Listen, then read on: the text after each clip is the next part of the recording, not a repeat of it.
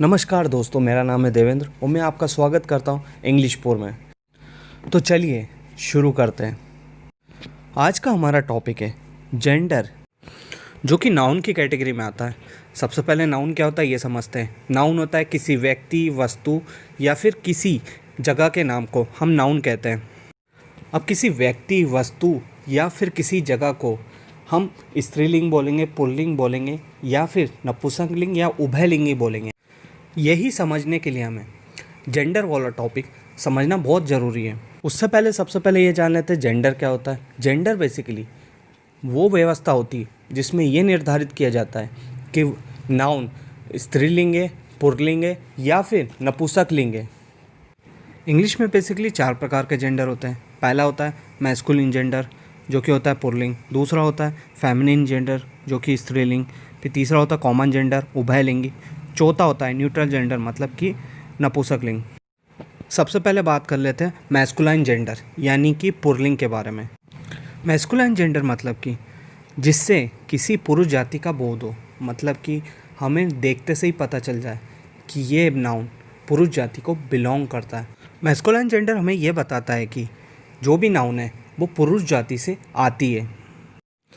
जैसे कि example Rohan, Sohan, boy, brother, man, ox और किंग। इन सारे नाउन्स को देख के हमें यही पता चल रहा है कि ये पुरुष जाति से आते हैं। अब दूसरा जेंडर देख लेते हैं, जो कि है फेमिनाइन जेंडर यानी स्त्रीलिंग। अब बात करते हैं फेमिनिन जेंडर यानी स्त्रीलिंग के बारे में। स्त्रीलिंग वो होता है जिससे स्त्री जाति का बोध हो, मतलब स्त्री जाति के बारे में पता चले। जैसे मैस्कुलिन में था Rohan, Sohan, boy, brother, man, ox, king वगैरह। तो फेमिनाइन जेंडर में हो जाएगा यानी स्त्रीलिंग में हो जाएगा Nita, Sunita, girl, sister, women, cow, queen etcetera. ये इनको देखते से ही पता चल रहा है ये स्त्रीलिंग है। अब हम पुल्लिंग और स्त्रीलिंग को साथ रख के समझते हैं कि क्या होता है। जैसे कि रोहन एक लड़का है, वैसे ही नीता एक लड़की का नाम है, वैसे ही सोहन लड़के का नाम है, वैसे ही सुनीता एक लड़की का नाम है। बॉय लड़का, गर्ल लड़की, वैसे ही ब्रदर हो जाएगा भाई और फिर सिस्टर हो जाएगा बहन। वैसे ही हो जाएगा मैन का हो जाएगा पुरुष और वुमेन का हो जाएगा महिला। वैसे ही ऑक्स का हो जाएगा यानी कि बैल, बैल का फेमिनाइन हो जाएगा काउ यानी कि गाय। वैसे ही किंग हो जाएगा, किंग का फेमिनाइन हो जाएगा क्वीन। अब बात करते हैं कॉमन जेंडर यानी कि उभयलिंगी। कॉमन जेंडर यानी उभयलिंगी वो नाउन होते हैं जो कि बोध कराते हैं। कुछ नाउन ऐसी होती है जो स्त्रीलिंग में भी आती है, पुल्लिंग में भी आती है, मैस्कुलाइन भी होती है और फेमिनाइन भी होती है, मतलब कि कॉमन होती है दोनों के बीच का। ऐसे नाउन जो कि स्त्री और पुरुष दोनों जातियों का बोध कराते हैं, यानी कि दोनों में कॉमन हो सकते हैं। जैसे कि teacher, student, parent, guest, doctor, enemy और नेबर। इस तरह के वर्ड्स कॉमन जेंडर यानी उभयलिंगी के अंतर्गत आते हैं। टीचर पुरुष भी हो सकता है, महिला भी हो सकती है। वैसे स्टूडेंट महिला भी हो सकती है, पुरुष भी हो सकता है। वैसे ही पेरेंट, पेरेंट में माता हो सकती है या तो पिता हो सकते हैं, तो दोनों में कॉमन है। वैसे ही गेस्ट, अतिथि, अतिथि भी कोई मेल हो सकता है या फीमेल हो सकता है। वैसे ही डॉक्टर है, डॉक्टर भी मेल हो सकता है या फीमेल हो सकता है।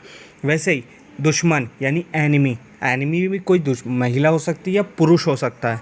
वैसे ही नेबर, नेबर या तो कोई आंटी हो सकती है या कोई अंकल हो सकता है, या पड़ोस वाला चिंटू हो सकता है या फिर पड़ोस वाली पिंकी हो सकती है।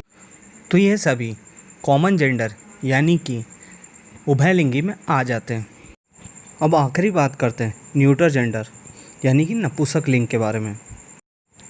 ऐसे नाउन जो कि बोध कराते हैं, ना तो वो पुल्लिंग में आते हैं, ना स्त्रीलिंग में आते हैं, ना ही वो उभयलिंगी होते हैं।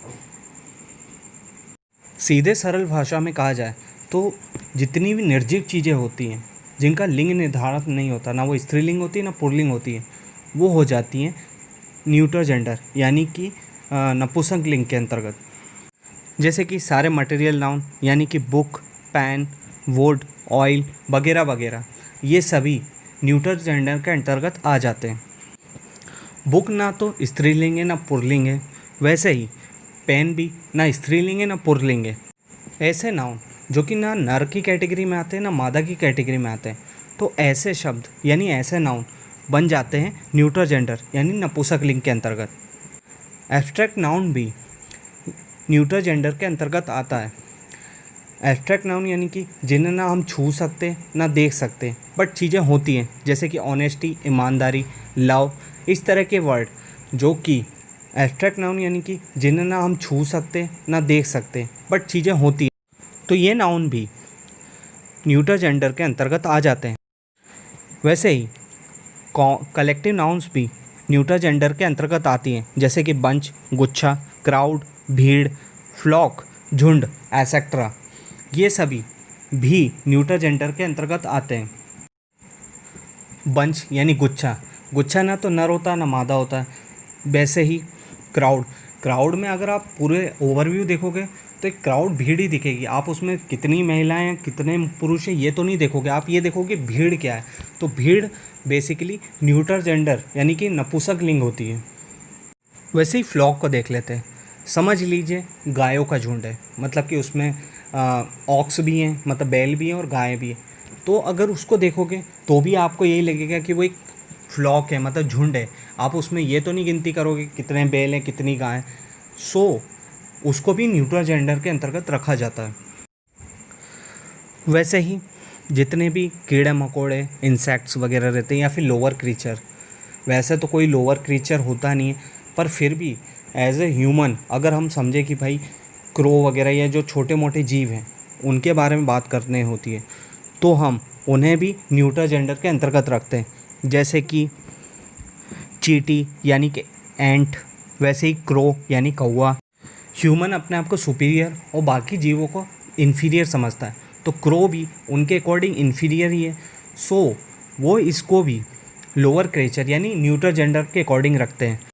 वैसे ही बेबी यानी नवजात शिशु, अब नवजात शिशु को हम देखते से ही बता नहीं सकते कि वो मेल है फीमेल है, तो हम उसे न्यूटर जेंडर में रखते हैं।